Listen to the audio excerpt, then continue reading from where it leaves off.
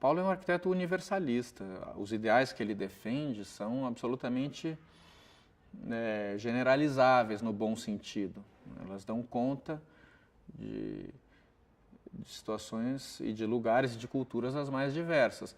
Agora, ele fala muito da América. Fala muito da América porque a América tem uma particularidade de uma história colonial, né? É um lugar que foi conquistado, que foi desenvolvido na base da exploração. Portanto, ela teve uma ocupação que conduz a uma série de erros que precisam ser remediados. Mas, com isso também, o discurso dele, muitas vezes, quando se dirige ao hemisfério norte, aos Estados Unidos ou à Europa, vem com algumas flechas, né? No sentido de acusar esse erro histórico. Por exemplo, ele recebeu o prêmio do RIBA, que é o Royal Institute of British Architects, em Londres, uma das mais importantes instituições da arquitetura mundial, e o discurso de recebimento do prêmio lá foi muito duro. E isso é muito... isso fala muito sobre a grandeza dessa pessoa, né? Porque não é só arquitetura, mas a arquitetura é uma das profissões nas quais as pessoas jogam o jogo. Isso é, as pessoas querem jogar o jogo para poder se promover, para poder atingir, para poder galgar postos nas suas carreiras, né? E fazem isso de maneira interesseira. O Paulo não faz absolutamente. Ele não tem concessão.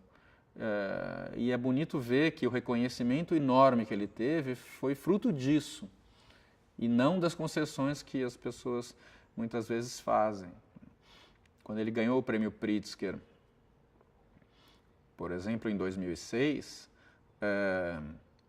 é o prêmio mais importante da arquitetura mundial, é como se fosse o Nobel, né?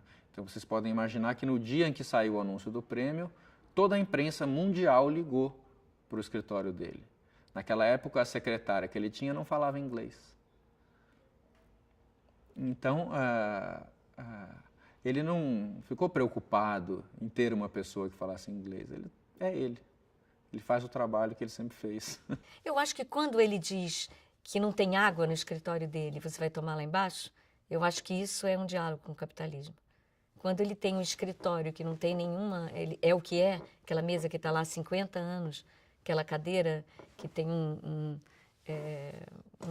um tijolo embaixo para a cadeira estar de pé, em vez de ter uma nova cadeira. Quando ele diz não tem uma piscina, porque a piscina é para ser pública. Quando ele cria, um dia eu entrei, tinha a escova de dente, o jeito de botar a escova de dente. Eu falei, Paulo, onde é que você arrumou esse negócio? Um arame embaixo que sobe para cima e cria um círculo maior em cima. Ele bota a escova de dente e não fica aquela coisa aguada que vai criando aquela coisa. Então, resolve o problema. Isso eu acho que é o Paulo. Quando ele fala para mim, uma vez eu ia fazer uma escola de samba sobre a favela. E daí ele me falando o que é a favela, a construção completamente, entre aspas, sustentável. Você pega aquilo que já existe e transforma em outra coisa. Que ele enlouqueceu com a favela quando ele chegou numa casa e a porta da casa era uma porta de geladeira. Então, o que aquilo... Então, eu acho que ele é anticapitalista em todos os atos que ele faz.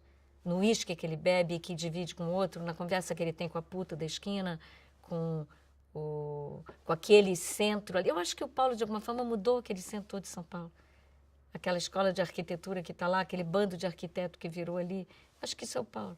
A dor dele quando cercaram o MUB, aquilo que é para ser uma praça aberta, em relação direta com o MIS que está ali do lado, cerca.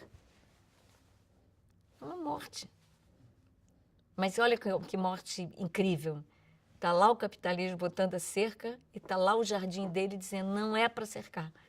Então essa tensão, isso é incrível. Ele vive isso constantemente, o tempo inteiro, em tudo que ele faz. E isso acho que talvez seja a maior contribuição que alguém possa dar. Ação.